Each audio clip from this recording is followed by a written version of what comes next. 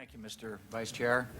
I have a couple questions. One about how we pass on intelligence from the FBI and the CIA to our military intelligence, how you gather your intelligence and pass it out.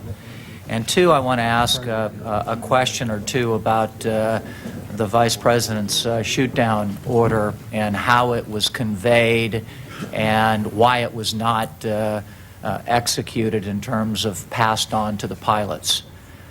First of all, back to the original question. We've heard time and time again about domestic threats and terrorists potentially getting a hold of an airplane and using it as a weapon. We had extensive testimony from Richard Clark at the NSC, where in 1996 in the Olympics, he's so worried that the terrorists are going to either commandeer a plane or somehow use a plane as a weapon against that venue, that he goes to the unbelievable extent of lashing up Treasury, Secret Service, having sharpshooters out of helicopters that can at least shoot at an airplane that might be coming at the Olympic Village. That threat is very real. We continue to hear, however, from so many of our witnesses that it wasn't contemplated, it wasn't possible, it wasn't really in our exercise. Were you aware, General Eberhart, when you came into this job in your position, that that effort had taken place in 1996? No, sir. Were you aware today when you walked in the room? Yes, sir. Why weren't we better prepared at that kind of a training posture? Sir, I think the most important message is I wish we had been. But at the same time, I can tell you that we didn't have any what we call actionable intelligence that said that you need to change your posture, you need to change your orientation, you need to do all the things that we've since done.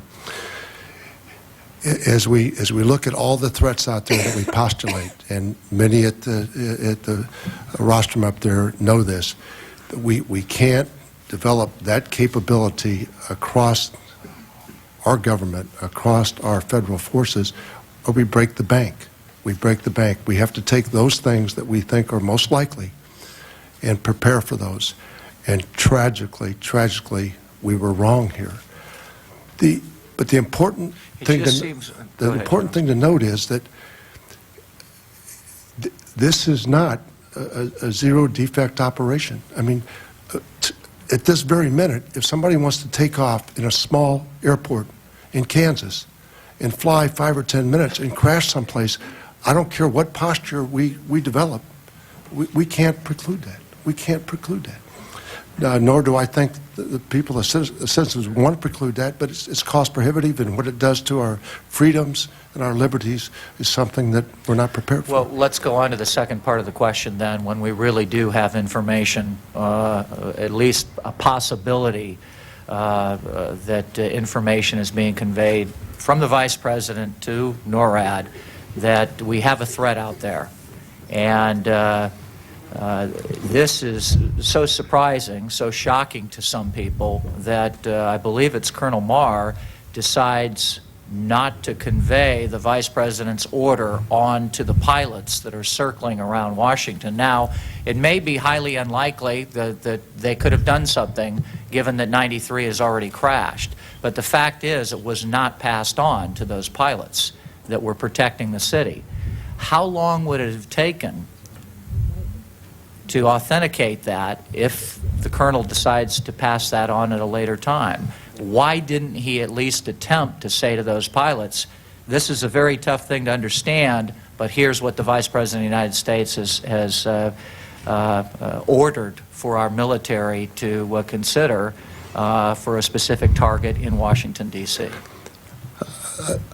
Obviously, I'd be speculating about what Colonel Marr, why he made that decision. You haven't asked him this in an after-action report? We have. What did he say?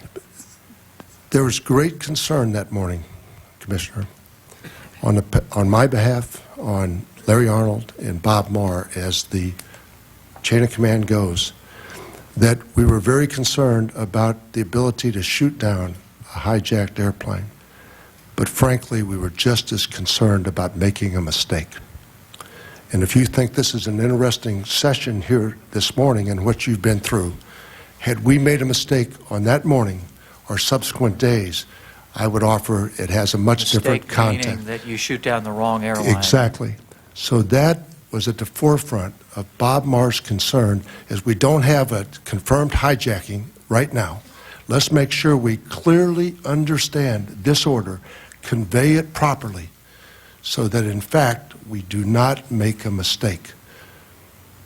Wouldn't eliminating the possibility of mistake be better enhanced by starting that order rather than introducing it as soon as you have, the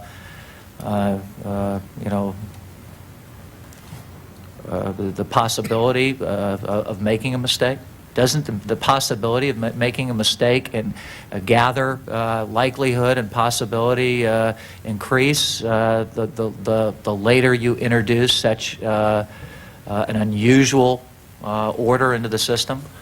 I don't believe so. I believe that if you qualify and transmit that order in terms and in language, in the lexicon the pilots will understand, then you reduce the chance of making a mistake.